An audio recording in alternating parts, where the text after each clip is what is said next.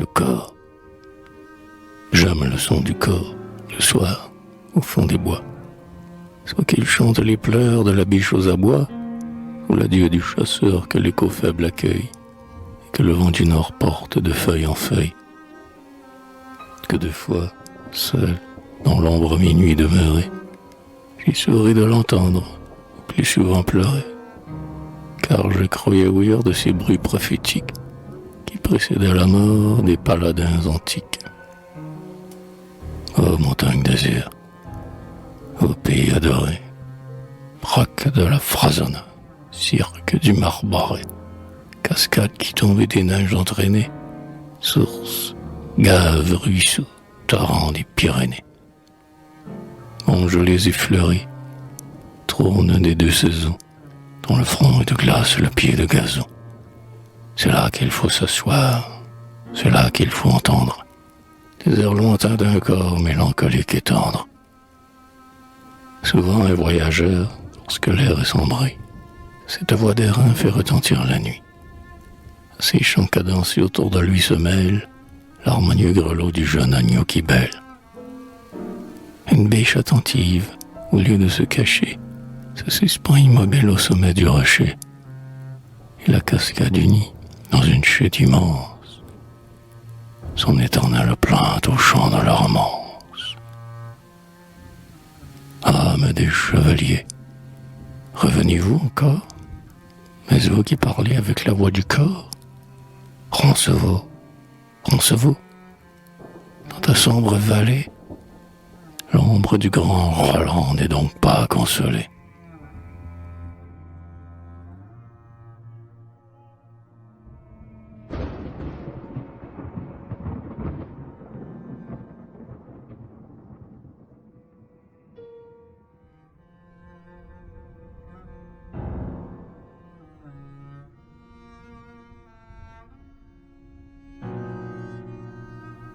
Tous les preux étaient morts, mais aucun n'avait fui. Il reste seul debout, Olivier près de lui, l'Afrique sur le mont l'entoure et tremble encore. Roland, tu vas mourir. Prends-toi, cria le mort. Tous tes pères sont couchés dans les eaux des torrents. Il rugit comme un tigre et dit: si je me rends, Africain, ce sera lorsque les Pyrénées, sur l'onde avec leur corps, l'auront entraîné. Prends-toi donc, répond-il, ou mais, car les voilà. Et du plus haut des monts, un grand rocher roula. Il bondit, il roula jusqu'au fond de l'abîme. Et de ses pas, dans l'onde, il vint briser la cime. Merci, cria Roland. Tu m'as fait un chemin. Jusqu'au pied des monts, le roulant d'une main, sur le roc affermi comme un géant s'élance. Et, prêt à fuir, l'armée à ce seul pas balance.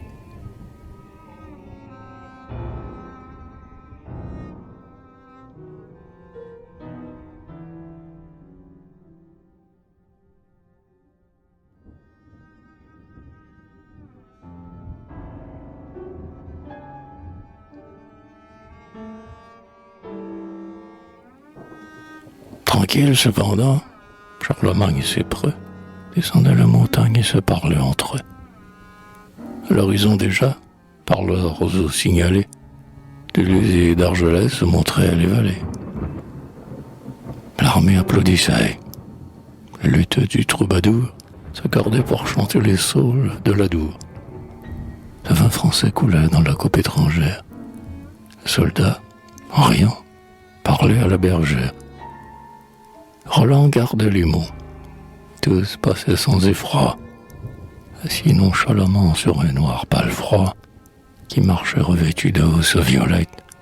Turpin disait, tenant les saintes amulettes: Sire, on voit dans le ciel des nuages de feu.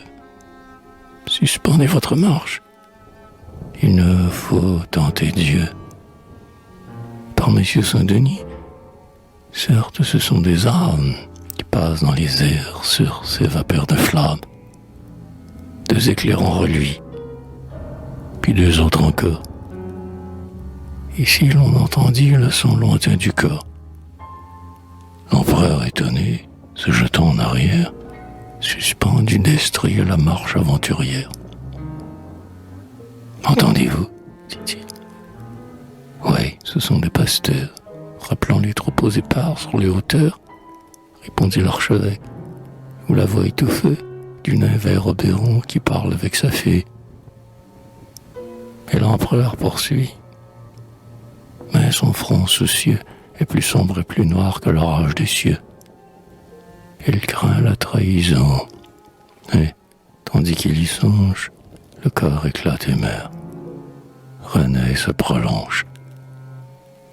Malheur, c'est mon neveu.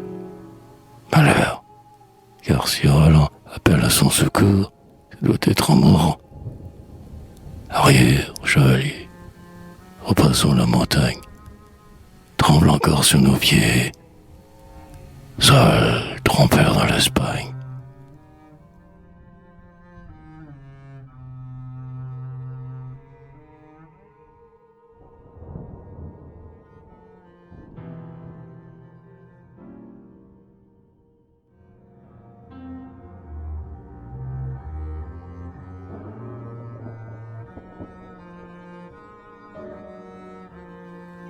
Sur le plus haut des monts s'arrêtent les chevaux.